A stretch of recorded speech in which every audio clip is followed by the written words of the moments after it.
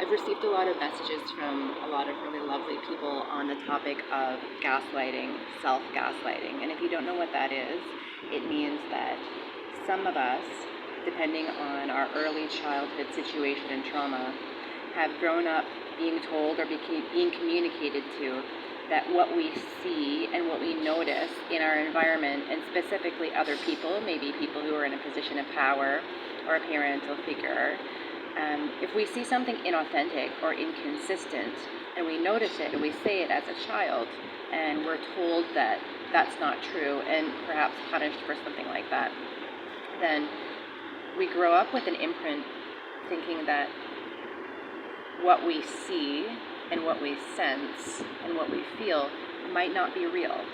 Grow up not trusting ourselves and trusting our gut, and then find ourselves as an adult in situations where other people in positions of power of some sort, they subtly notice that about us, that we don't have that grounding, that we don't always trust our gut. And so they might naturally step into the role of gaslighting us. This can happen in a romantic relationship.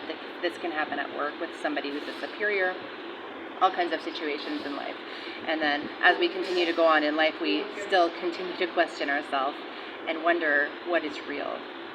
And depending on the extent of the abuse of the gaslighting, because it is an abuse, it's an abuse of power, we can go through our whole life, or much of our life, very much imprinted by this. I don't really trust myself, I don't trust what I sense, and I don't trust what I see. When in fact, a person like this was originally suppressed by a person in power because they could see, because they could sense, because they did see truth all around them, and they could notice inauthenticities. Probably a highly sensitive person, maybe an empath. And so you can see that a gift of seeing and sensing was actually flipped and turned around by a person in power when we were very young. And so if this is you and you are now in your adult life and waking up to this and noticing, why don't I trust myself? When usually my gut instinct does turn out to be correct, you're in good company, and I would really suggest looking more into self-gaslighting and gaslighting if you're not aware of what it is. And if you are aware of what it is, and you do know that you fall in this boat, I want to encourage you to keep going in this video. I want you to know that there are so many of us that have noticed that this is what happened and are deciding not to continue to self-suppress ourselves, to question ourselves, to pretend that we don't have the discernment that we do, because in fact, most of us who are in this boat, we were suppressed for a reason. We were seeing things that someone didn't want us to see, and you still have that gift.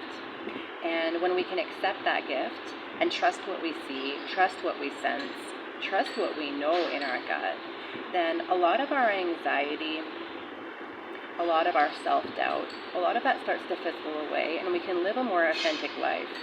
And it can be painful because sometimes it causes us to really have to step away from situations and people who preferred another version of us, who preferred when we didn't speak up and when we did question ourselves, and that's okay. Just know that that's part of the process, that's part of becoming very strong.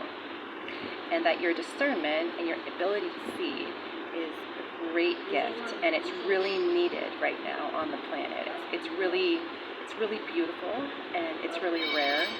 And so, yeah, just know that you can trust yourself. You can trust your gut. You can trust your body. You can trust your feelings.